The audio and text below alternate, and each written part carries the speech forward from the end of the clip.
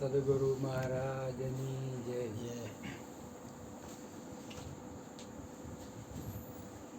મારા બાપે સત્સંગ કર્યો ગુરુ કૃપાથી.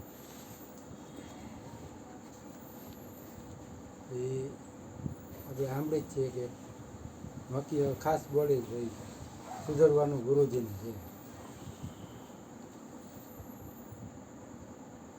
એટલે જીવનમાં જે કાંઈ પ્રસંગો બને એનાથી આપણે પરિપક્વ બનતા જઈએ. કોઈ પણ પ્રસંગ બનતા હોય એમાંથી આપણે પરિપક્વ બનતા જવું જોઈએ. એકવાર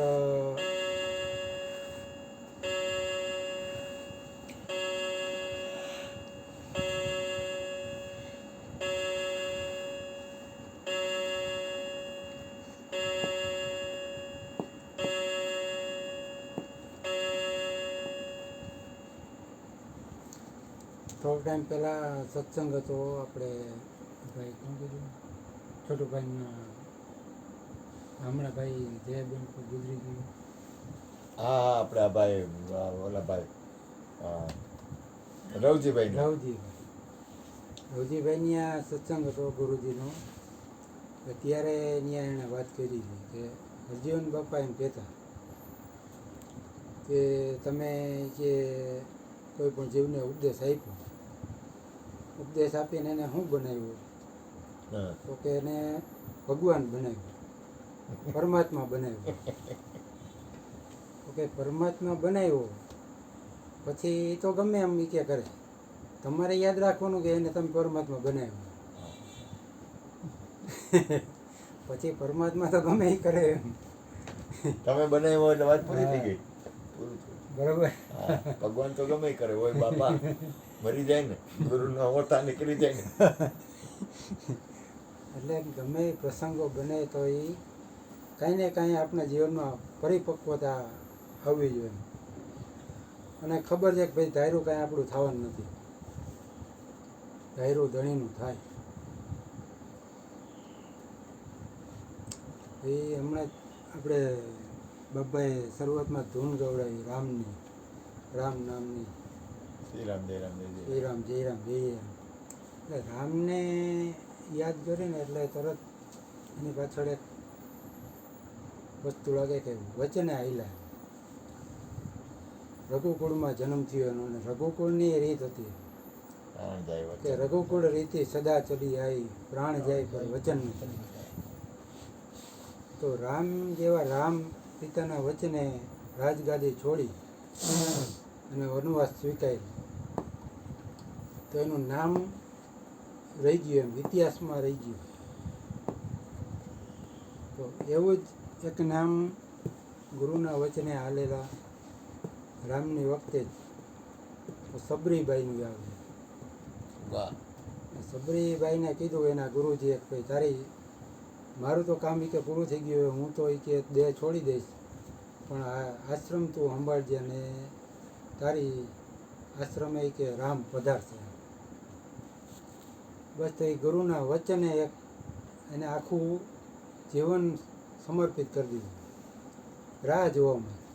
મારા ગુરુએ કીધું રામ આવશે. સાવ નાની ઉંમરથી એને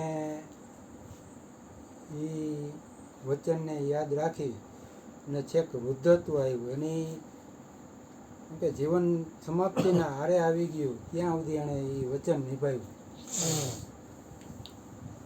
યાદ રાખ્યું કે ભાઈ મારા ગુરુએ કીધું કે રામ આવશે એટલે આવશે. પછી અસંખ્ય ઋષિઓ ત્યાં વસતા હતા, પણ ત્યાં રામ ન ગયા, સીધા સબરીની ઝૂંપડીએ ગયા, એના હેઠા બોર ખાધા. વચનની એક તાકાત છે. હવે બાપુ કહે ભાઈ અત્યારે તમે છે તો માણી ગયો, મહાપુરુષને કોઈ ઓળખી શકતા નથી. હરિભક્તો પીછાણવા કઠિન છે, એ તો ચિત્રે બાંધેલું રતન છે. એવું જ એક અત્યારે હાલમાં પ્રત્યક્ષ ઉદાહરણ છે. અરુણ બાપુને કીધું કે એના ગુરુએ કોઈ સત્સંગ કરજે, કોઈ આવે કે ન આવે. એ ભારે એના માથે જ મૂકે ભાઈ સત્સંગ તમે કરજો, કોઈ આવે કે ન આવે પણ સત્સંગ મૂકતો નહીં. તો આજે વર્ષોના વાણા વાઈ ગયા, લગભગ 40-45 વર્ષ થયા નિત્ય સત્સંગ, કોઈ દિવસ રજા નહીં. આવું અત્યારના સમયમાં વાતાવરણ મળવું મુશ્કેલ છે. એણે વચનને માન આપ્યું, ગુરુના વચન, અને એને યાદ રાખ્યું ભાઈ જે કંઈ કરે એ ગુરુ મહારાજ કરે.